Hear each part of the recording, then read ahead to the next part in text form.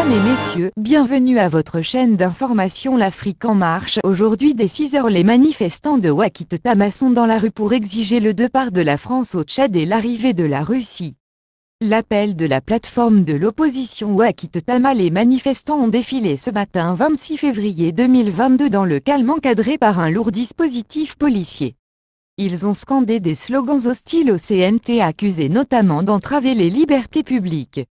Stop à la barbarie humaine des forces de l'ordre, la France hors du Tchad, pouvait-on lire sur les pancartes et scander « Non à la France, oui à la Russie » ou encore « Nous voulons la Russie comme au Mali ».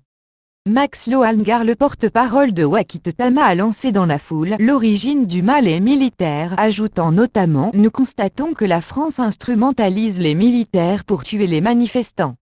Ils ont également scandé des slogans réclamant un dialogue national inclusif sincère.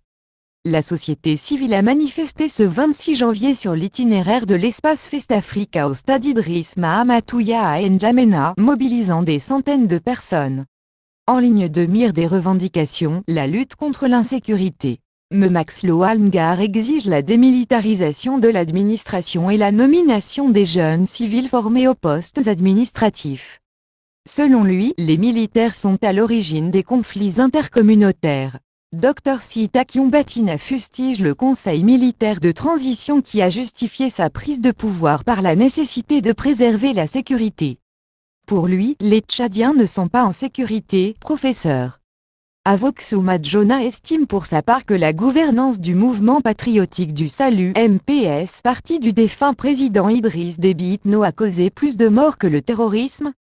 Chiffre à l'appui, le leader politique évoque plus d'une centaine de morts rien qu'en 2019.